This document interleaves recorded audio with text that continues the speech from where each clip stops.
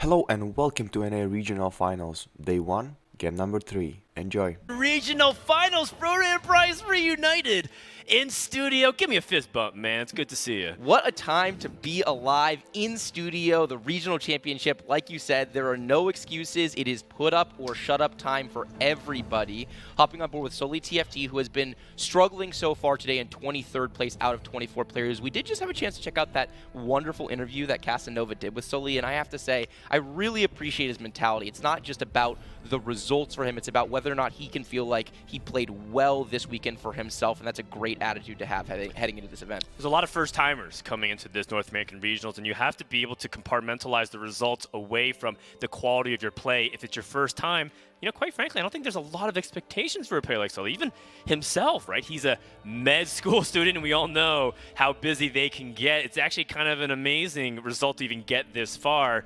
But knowing him, he's not satisfied. Taking a look at his board, starting off with early Astrals, has these nice building block foundational building blocks, picks up a Varus as well, so he does have the ability to go into Astral, maybe even that Silas being good for that Mage Link. Yeah, absolutely. He is a player that's going to lean a little bit more heavily towards AD than AP, but quite flexible. Speaking of flexibility, one of the options that is now essentially off the table is Deja, a composition that we will see a lot of, multiple variants in the guild, plus Guardian frontline as an option as well that we've already seen, but Electric Overload, generally considered the weakest variant. There are some players in this field that are actually still willing to play Deja even on Electric Overload, but it's quite a bit weaker. Yeah, and the conditions have to be very favorable for you to do that, and you're often bleeding for a top finish as opposed to trying to go for a top one finish, especially if you're from behind. Take a look at the first augment here, which can shape all of Sully's game plan. Introduced with a couple of varying different ones. He has cybernetic implants, which is good with his bow sword start, but he also has some really specialized ones like Oasis for Lagoon with some Lagoon units. I'm curious which one he's valuing right now. Yeah, it's a great question. I would expect him to lean towards cybernetic implants given that his game plan revolves a lot around Jade, and it's just such a strong augment to pick for Jade because you do wind up itemizing so many different units, a lot of whom make use of that extra attack damage as well, specifically the Siphon as well as the Shio. I also would not be surprised to see Sully lean into the full vertical Jade version of that line. And it's a line I know you have thought a lot about. Talk about when you would go towards the vertical Jade as opposed to playing the more traditional Siphon that we've been seeing throughout this tournament. I think it heavily depends on how your items are shaping up. If you do lean a little bit more towards rods, that means you can utilize Karma, which ladders up eventually to Jace, and then you have just a normal amount of attack bruiser items for Shio. But when you have the ability to split like this, you start off with 80 items, you collect even more 80 items, I think you can go back more towards the Whisper Siphon line. So I think that's what makes the line really interesting. There's a lot of options that people don't know that they have, Bryce.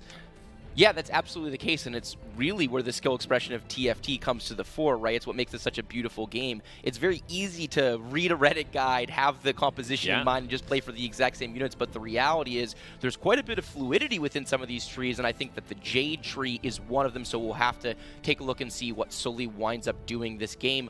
Hopping on board with Milk Guy for the first time so far. Actually, I take that back. We have been debated. We are on board with Setsuko, who has that incredibly early Volibear, probably the single best unit to get dropped out of a box in the game. It is Draven's Axe, though. It's on the weaker side, I would say, of Shimmer Scale. How are you feeling about Draven's Axe from the spot for Setsuko? It's okay. I think a lot of people's impression of Draven's Axe is largely colored through Kaisa. I think people feel because she goes with Lagoon, you want to have a lot of AP or attack speed oriented Shimmer items that you can get, or even Diamond Hands early on. In this case, I think it's fine. I think the fact that he's able to rack up a single component, everyone knows how powerful that is. And if he's able to rack up 25 stacks in just one fight, that means he's on pace to get a component by the end of the stage, which if you can guarantee a component per stage, you basically have Loot Master, the gold tier augment, which is really powerful if you think about it and sets him up for success. So I think the propaganda, Bryce, against Draven's Axe, I will not stand for it. I think it's a really strong setup based off what Setsuko has, and I think he's in a phenomenal position. Yeah, the setup in particular is what makes it work, right? Because he has all defensive items early on. He started belt, he gets another belt, he's able to slam that Warmogs. If he's able to get a vest to go with that cloak that he already has, then all of a sudden he's going to have a gargoyle stone plate, so he's going to have resistances on top of that HP. Plus he's able to hit a Braum, which is a big hit here, such a strong tanky unit, along with that Nasus too. So what he has is a board that stalls, and that's exactly what Draven's Axe needs in order to get the job done. Yes, very much so. And from here, Setsuko could play a bunch of different stuff. He doesn't have to stay on the Draven's Axe. I think the biggest mistake that I see at intermediate and even advanced level TFT is people stay on Draven's Axe too long. They think, oh, what's another 100? I could get another component. I'm in such a good spot. Speaking of which, Setsuko not taking his position for granted. Levels to 5, matches up against Daze, who also is a reputation for leveling up aggressively. Who's going to be able to get the last laugh? Yeah, Daze out there saying that, you know, his reputation for a baby leveler is not justified. And the first time we're on broadcast, the first time we see his board, he is over-leveled on level 5 at 2-3. Going against Setsuko, who has as well. One of these players is going to be sorely disappointed. Both of them desperately trying to maintain the streak, but only one of them is going to be able to. It's a very close fight that Ludens is paying some dividends. The Draven's Axe is wailing away for the Volibear. It looks like there's just too much damage left over. Only a Talia 1 in the back line, not going to be enough. So Daze levels to 5 and loses on 2-3. Huge momentum swing in this game. That's a massive fight in favor of Setsuko. And another thing, too, a blessing in disguise is going up 5 against 5. Longer fights, more Draven stacks. As we take a look at some other POVs, taking a look at Stage 2 Carousel.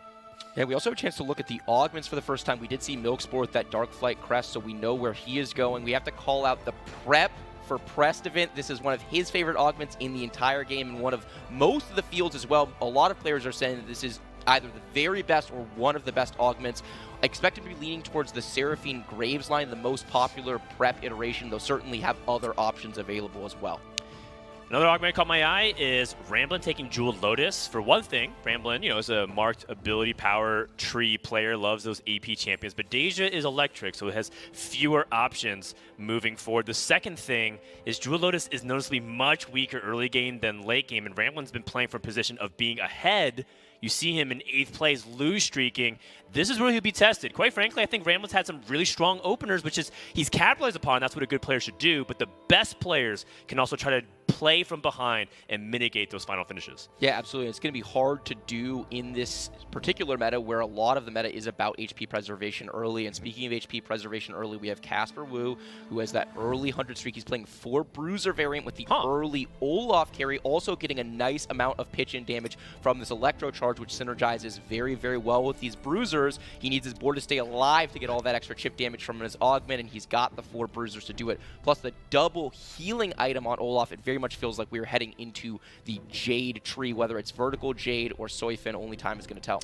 It's probably going to be Jade plus Whispers, just given the current step that he has. There is an outside chance Casper could even angle. Oh my god, actually, we're going to get a Draven's Axe stack at 2-5? Are you kidding me? Is there still doubt of whether or not the Shimmer item is useful, Bryce? Yeah, look, as the resident lawyer on broadcast, I can decisively say that that is illegal in all 50 states. This man is getting 10 gold plus an item component on 2-5. Are you kidding me, Setsuko? He's also win streaking here. And look, Setsuko is a player that spends a lot of time on ladder practicing Fast 9 specifically. He's one of, if not the best Fast 9 players in the game, which means that from this spot, this man is absolutely deadly. He knows what items to go for. He knows the combination of units. He knows how to get to level 9 and cap out his board. Setsuko's win share from this spot is out of control. Do not be surprised to see him at the end of the game playing for first place.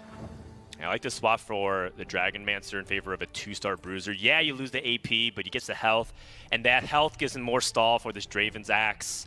As you can see, he's going up against Prestivan, who does want to win. A lot of prep players lose the first couple rounds so they can start streaking in the middle of Stage 2. And you can start to see this Jade board racking up that attack speed, especially with that Ginsu's Rage. That Karma is starting to show off why she is one of the premier one-cost to play around, even at 1-star. But it looks like there's just not enough damage to keep up with it. It was a little bit scary here for Setsuko. because that 1-star Karma that was prepped was already doing a ton of work. Yeah, a little scary, but in the end, all that winds up happening is Setsuko is 5-streaking with another 30 stacks to add to his pool. His collection is going to get more on Krug. He's going to get a second item component early to middle of stage 3. Setsuko's spot is out of control. Joining Ramblin' for the first time, did have that Jeweled Lotus that you called out earlier, playing from the Lost Streak, but he's been playing Astrals, so his economy is supercharged, already over 50 gold here, and he also has the most important item to match with that Jeweled Gauntlet, the Infinity Edge. The nice thing is, because he's guaranteed to crit on those spells, he's just getting the extra damage from the Infinity Edge. He can skip the Jeweled Gauntlet now and go for other AP itemization, so he can have a super carry. So Ramblin' actually has a couple of options just based off the units on his bench. One, he could play on the Kaisa. A lot of people believe Kaisa reroll is still viable. I mean, the patch previously has nerfed her, so that way she's no longer as dominant to be at 3-star, but it is a possibility, so keep an eye out on that. The second is that he could also even just play Lux and play around Astro units. Is exactly what I was about to hit, which is, you know, a lot of people believe that with the buffs to Lux in the most recent patch, is been really helpful to get her to be a legitimate carry. And if you can play her on Astros and rack up those items, maybe there could be something. However, I feel like he's collecting a bunch of these other 1-costs. For example, he has Karma. Is he leaning more towards Dragon Mancers and just trying to play Karma from this spot? Yeah, this is a really interesting one, and this is not where Ramblin' wants to be, by the way. This is not his comfort zone. When I was doing my interview with him before the tournament started, one of the big things he went out of his way to point out is that he was going to try to avoid reroll at all costs because he feels like, one, he doesn't hit. He thinks he's an unlucky reroller. Mortdog does not have him. And two, he thinks it just introduces variance in a game where he doesn't need to introduce variance. He thinks he's one of the best players in the field. And you can see it here. He rolled from basically 70 gold down to 40, right? 65 gold down to 40 from this position. He doesn't hit a lot of the units that he's looking for, and he's in a much tougher position. Ramblin' is going to be back against the wall for the rest of this game. He's going to have to be fighting really hard to not go 8th place in this game. I think going 1st place for the 1-1-1 is almost off the table at this point. Yeah, we'll see if his Dragon Mancer reroll strategy can come to fruition or if he has to pivot. It's a prismatic augment for our second choice binary airdrop, Radiant Relics and Luden's Echo. Does anything jump out to you immediately, Bryce, based off how he's gotten to his spot? Yeah, he immediately grabs the Radiant Relic, which makes a lot of sense because he's trying to spike right now and get that carry online. I assume we're going to be looking at the Rabadon's Death Cap. Maybe he's interested in one of these defensive items, right? But assuming that he wants to go with the Dragon Mancer reroll strategy, then it's probably a Hand of Justice for healing on the Karma, plus the Infinity Edge, and then he can skip the Jeweled Gauntlet because he doesn't need it here, so he just goes with this Radiant version of the Death Cap. It's very, very powerful. I wish we had more than 3 Karmas. I wish we had hit a bunch of other Dragon Mancer units. You know, he felt like a million Ezreals, for example, but wasn't really open to that spot from there, so Ramblin' is in a dubious position, to say the least. Yeah, it's very difficult, and a lot of people may even wonder why it took so long is to pick things like the Death Cap. The thing about Dragon Mancer is you already have so much base stats from the ability power off of choosing your Dragon Mancer hero, so not the ideal setup, and he doesn't even have the Dragon Mancer buff, has to rely upon this Nidalee to keep himself, one, competitive on the board, but also print some units to get gold, because Ramblin' will need every ounce of gold that he can squeeze out in order to get this Karma 3, as he does end up taking a loss to Milk, who also is on that Draven's Axe train. Seems like multiple people are trying to pick up those extra components. Yeah, and we're enjoying the end of this fight between Kurum and Casper Wu. Casper has actually opted for the prismatic version of Scope Weapons 2, so he has his units that are in the back 2 rows attacking anything and everything for the entirety of the fight. Be interesting to see what he does from there, though, because normally we think about Yone as the primary carry in that line, but he's got so many Olaf items slammed and was clearly leaning towards that kind of Soifin direction early, so it'll be interesting right turn from Casper in this game that we'll have to follow.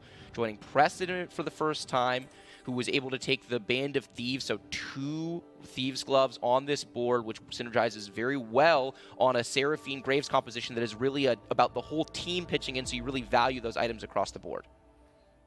Yeah, you're taking stage 3 to prepare the way for stage 4. However, I feel like Prestovent might even be leaning more towards how Xayah could be set up based off his current itemization. A lot of what Seraphine wants to do is power through just raw stats, and that's why Zeke's Herald and Protector's Vow is really good, because the sum of the parts just works so nicely together to keep your team very tanky and sustain while putting out a lot of damage. From his setup, the fact that he's prepping things like guild units and that Ezreal makes me wonder if he's towing the line between that Soyfin or potentially even finding ways back into Xayah. And that's a comp I think people are really sleeping on, Bryce. A lot of people say Xayah's not good.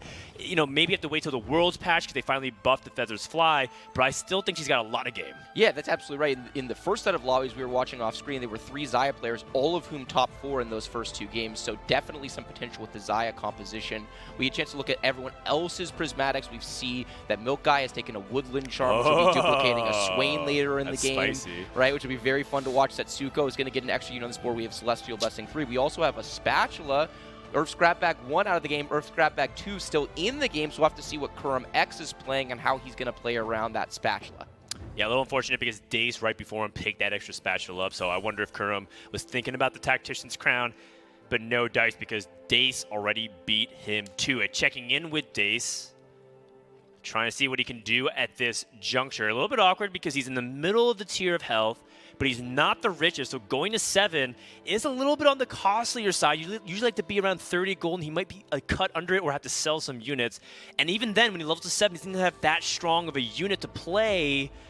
So he just plays, you know, this Zyro 1, hoping that that would be enough to buff things, see whether or not it's strong enough in this fight.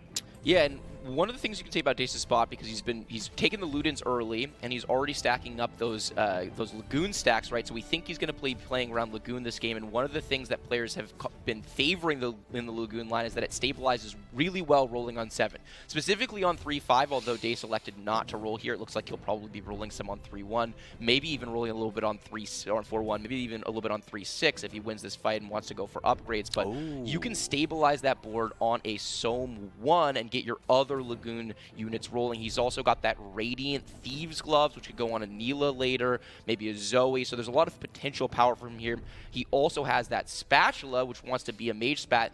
The real question, though, is how does he make all of this work from an item economy perspective, right? He doesn't have a Morellonomicon. He has no tiers when he wants 3 of them for a blue buff on Sohm, as well as for that Mage Spatula, so it's a little bit tough spot for Dace from an item economy perspective if he wants to play towards that Lagoon out.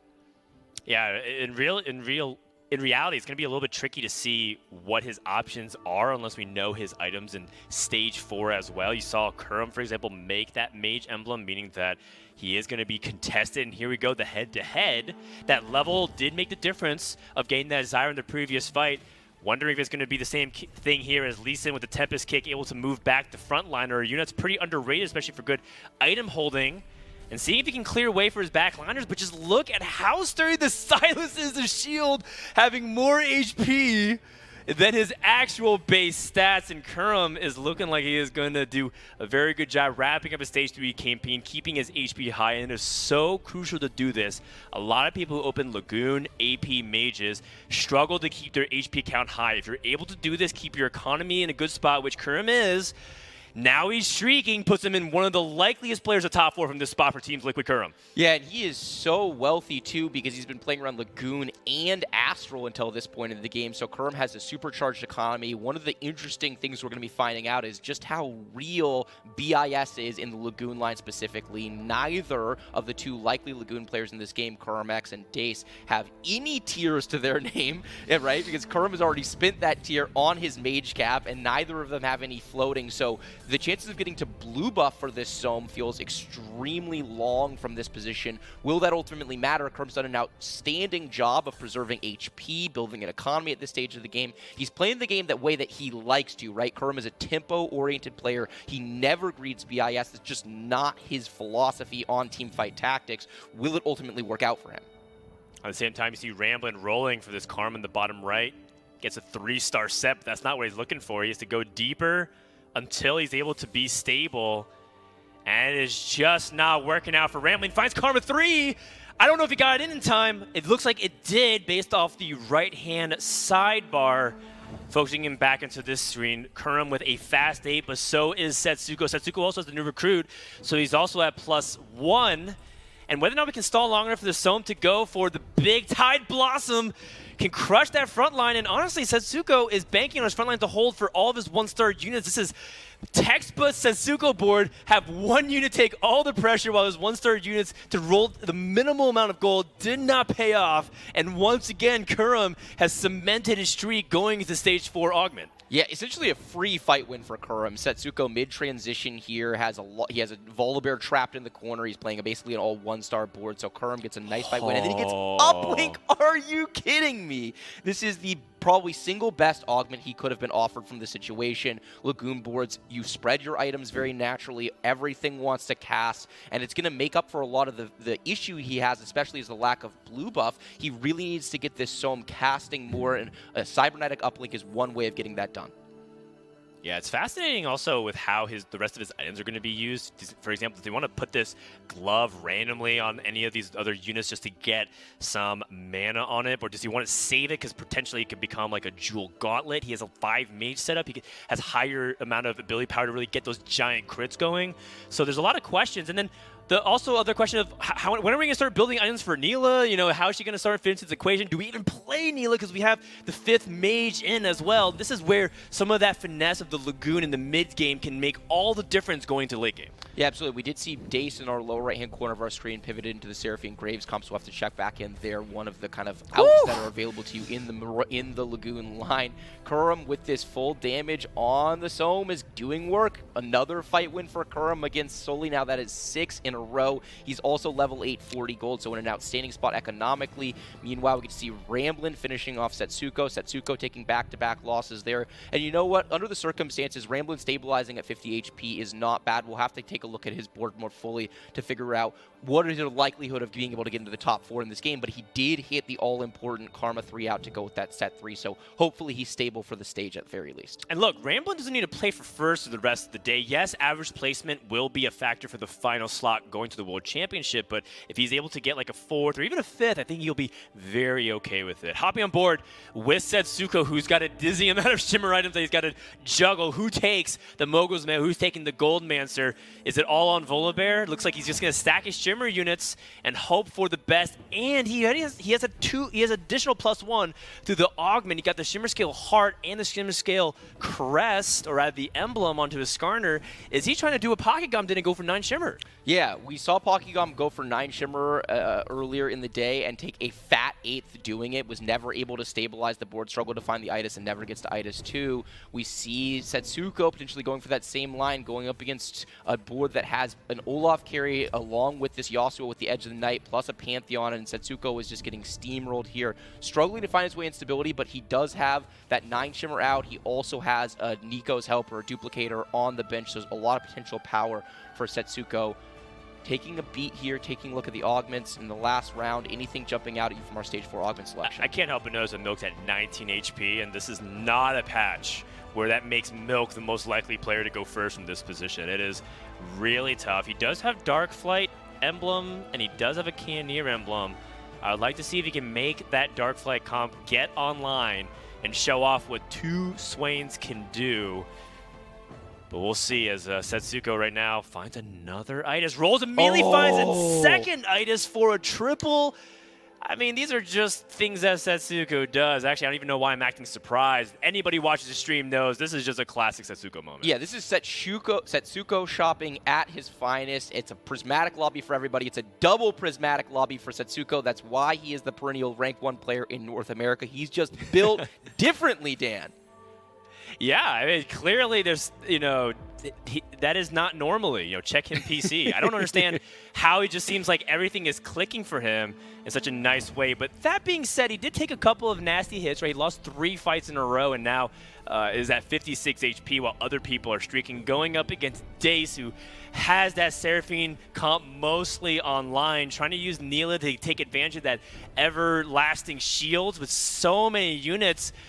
And a lot of shimmers, kind of collecting this gold. If Setsuko can get this win, that would be massive, but looks like he just barely can't clean up And that is a Seraphine comp in a nutshell. Just when you think you have them on the brink, they're able to keep their champions alive and push out that much more damage. All of a sudden, you're like, wait, I thought this fight was close, but 4 to 5 units survive on the other side. Yeah, that's the tough thing. And the first aid kit for Dace there really paying dividends and really hurting because that extra shielding coming through from Seraphine, keeping a lot of extra units alive in that fight. Setsuko, from playing a really strong early spot, has struggled to find his footing in Stage 4. He's lost all 4 rounds, despite the fact that he's found some meaningful upgrades here, right? He's found the Volibear 2, he's found a Neela 2, he's also got that Itis 2 along with really strong items. Composition that, generally speaking, lacks for damage at this stage. I think Setsuko really needs to find his way into another carry. Checking out a fight against Milk, and this is a big, big fight for Milk. He is very low on HP, as we called out. He's frontlining in Aphelios to get that early, in Aphelios 3 to get that early extra Dark Flight stack, and he's got that backline Swain that's ramping up as that Dark Flight units die, right? As the Dark Flight Essence units die, they're getting more and more ability, power, health, scaling in this fight. So you have these carries in this Rengar and this Swain that are going to be able to put out a lot of DPS in the end of the fight. And at the end of the day, it is a fight win for Milk against Setsuko. Setsuko is going to go over in Stage 4. This is really concerning. I honestly thought Setsuko was in a better spot than this. He had a 2-star Neela, he had Zeke's, he has, 2-star Volibear. We have an Order Treasure Dragon, so offered a Radiant item unless there's some crazy options like, having that giant amount of gold. And immediately presented with options that he could theoretically take. He passes the Fist of Fairness. Zeke's Harmony is also pretty solid, and he can also continue to stack his front line. And he is going to opt for it, but what can Setsuko do to continue to pull himself out of this deficit? He does have a duplicator as well, so any pair of powerful dragons or maybe even chasing that Neela 3 can be huge. Yeah, maybe he goes for Zaya's backline carry, right? He's really struggling to find damage for this board. That is his core issue here, and he's rolling all the way down, which means that this Draven's Axe isn't really adding much in the way of DPS, right? And he's really light on damage items across the board here, opting into a, Radiant Treasure Dragon that's not going to be able to necessarily solve that problem for him as well. Does get offered that Zaya 2. He's got so many items on the bench, he's not able to pick everything up. We are running out of time, Dan. There's only 5 seconds left on the clock. He's slowly able to pick everything up. Okay, we've got all the items available to us. Where are they going? Yeah, and the thing is, he's not even checking if positioning matters at all. It seems like he has to just go pedal to the metal and hope that it works out okay. And he's lined up very nicely for Zyra. Jace is trapped. Thankfully able to get his Mercurial Justice in time before the Grasping Vine is able to lock down the back line. Zaya trying to work. Zaya does do well when you're able to stall for a long time, but the second set, the third set of Vines, stalling infinitely for Kurum. Will Sohn be able to get the damage done? It is. Setsuko takes his 6th loss in a row. That is devastating. It is devastating, and he's losing to someone that is level 8, over 50 gold, 86 HP. Kurum is nowhere near where his power level is going to be in this game. He's going to level 9 and playing for first. Meanwhile, we talked earlier about Setsuko playing for first. I think that is very much out of the picture for him. He's just hoping to find his way into a 5th or 6th. Milk joining him for the first time. We've had a chance to look at his board a couple times from the other direction. Here he is. He is down at 1 life here, not able to find a Swain 2. Such a big deal. And in the lower right-hand corner, we see Dace desperately rolling, trying to find his stability 2. 1 off of Seraphine 3 now. Both these players are very much looking at bot 4s unless they're able to spike their boards. I mean, if there's a time to play Kurum, you want to play him now because he still hasn't committed to level 9. Maybe this Rengar can snipe some valuable champions. Lux and Zyra taking some heat. And it's hard for Sohn to burst in one go. Maybe can heal back up, but Silas is doing such a good job preventing that second round of the decree. And I think that's all they wrote for Milk. Back-to-back 8th places. That is crushing for the reigning North American champion. Yeah, and we talked earlier about that. The fact that it just really does not play towards his style. This is not a loss streak, play the game on a razor's edge and have this huge rubber band comeback type of meta. It is about HP preservation early, and while Milk is good at that, he has taken one of his big clubs out of his bag, which is the ability to play from behind. Hopping up with Kurum as he does hit that fast 9 on 5-3. We're looking at opportunities to upgrade the board. He can make the Seraphine. She does have quite good items on that Thieves Club, so he's thinking very seriously about whether or not he wants to. You see him opting not to, moving it back to get that Chalice. I really agree with his decision from Kurum X. Yeah, it's a heads-up play. A lot of people just make that Seraphine 2, assume Seraphine 2 should be better than Seraphine 1. And you're right, but this extra Chalice will make things go boom. Watch this Tide Blossom finally be able to pop off. And you can see a deletion of 3 units. Not to mention just the raw ability power onto this zone. Yes, there's no blue buff, but with uplink, you can sort of get away with it as long as support is there. And Kurum is playing some Immaculate Lagoon gameplay right now. A second thing I want to add in, we talked about whether or not Neela would make the board. He's not rushing to get that spot. I see too many Lagoon players feel like they have Neela, they got to play Neela. Kurum's making some excellent decisions right now. Oh, and it looks like Ramblin actually has himself here. Setsuko's going out in 7th, losing to Ramblin's Ghost, so Ramblin's going to eke out at least a top 6 in this game. Not bad considering he started 1-1. We get to take our breaths, Dan. We're heading into the second half of Stage 5. You've got huge HP disparity in this lobby. Kurum running away with it with a Sohm 1, by the way. P got up at 41 HP, Casper 34, and Soli and Dace both down on 1 life, fighting desperately for top 4, along with Ramblin, who we've not gotten a chance to see his board more fully. He's struggling, though, lost a couple of fights here. I'm kind of surprised that Kurum ended up going for Gunblade. It means that he has some kind of thing in mind. Maybe the fact that he's lacking Neela items in general as opposed to taking another +1 mage. You do have some options with how you want to play 2 mage in particular. You could even try to be ambitious and go up to 7, but what it does, it gives you some really powerful double cast. You can play like Soraka mage and you have double casting, and Kurum's also really healthy, so probably doesn't really need to think about it. Either way, tons of choices at his disposal. I'm pretty happy with Kurum's spot. A person who's also probably happy just to not go 7th or 8th is Rambling. He's going up against Sully. This could determine whether or not Rambling can play for top 4. And in the lower right-hand corner, Dace forgot to make the Seraphine 3 on 6 HP. Oh, no! He was staring at it, getting ready for a surprise of his opponent, and he actually forgot to make the unit, Dan. Is he going to be able to survive this fight, or did he just throw this game away? That'd be such a disaster. I'm trying to pay attention. It looks like Kurum just has too much stuff going with the Lagoon. What a moment of regret! Dace eats a bot 4. Can Ramblin find a way to avoid it? He cannot, but just enough to get a 5th, and who knows, maybe Dace, let's say he loses anyways, he definitely would have been more competitive for that 5th place. Yeah, definitely would have been more competitive for that 5th place. The Seraphine 3 is just such a massive spike. What a blunder from Dace, but it happens to us all, and we've just got to roll forward. You got 3 games left to play, my dude. Reset mental. Here we are joining Soli, someone we were watching at the very beginning of the game, talking about the likelihood that he would wind up in the Soifin line, and lo and behold, here we are. We've got all of the key units upgraded here with the Shio, Yu, the Siphon, and the Pantheon. Fairly solid item distribution. Interesting choice of Radiant, going for a Sunfire Cape, the Radiant version, when he already has some anti-heal on the Pantheon itself. But this is a very strong comp going up against Prestivant, playing around the Press the Attack prep version of Xayah, as you were talking about, leaning in that direction earlier in the game. Is this Shio Yu going to be able to get access to the Xayah early enough in the fight? Is walking its way back. It's going to be able to get some CC before. No. It is not. The feathers are flying all over the place, and it is just the Siphon against the Xayah. The Siphon is not. Did it dodge? What happened? It was an Edge of Night cleanse. Wow, the Edge of Very Night good. cleanse. Beautiful timing there from Prestivant. Challenger level Xayah in action. Really well done. I love the itemization as well. People might look at Titan's Resolve on Xayah, wondering why is a frontline bruiser item on Xayah. It's mainly a nod to acknowledging Milk's Rengar in the lobby, building up that armor stack so that way Rengar won't be targeting that Xayah.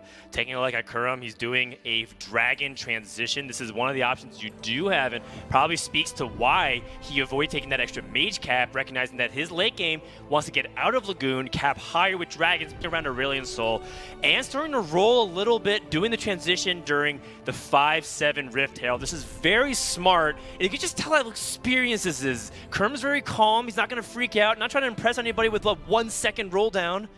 And I think he's going to be able to do it. Aurelion Soul, this game should be Kurum's. I can't imagine any person matching up to him at this point in the game. Yeah, we have not seen a board that's capable of standing toe-to-toe of what Kurum's power level is very likely to be. We did see Prestivant hitting a Shyvana 2 on the sidebar, so let's see if that is able to make the difference. Kurum is lacking a little bit for frontline, would really like to find this Terra 2. You see him rolling at godlike speeds for Kurum. That is Boomer APM going to Zoomer APM in the blink of an eye. Kurum, you love to see it. He does have that Ace Soul too. Going up against Prestivant with that 2-star Shyvana with great itemization, is it going to be enough to deal with Kurum's Cap Dragon board?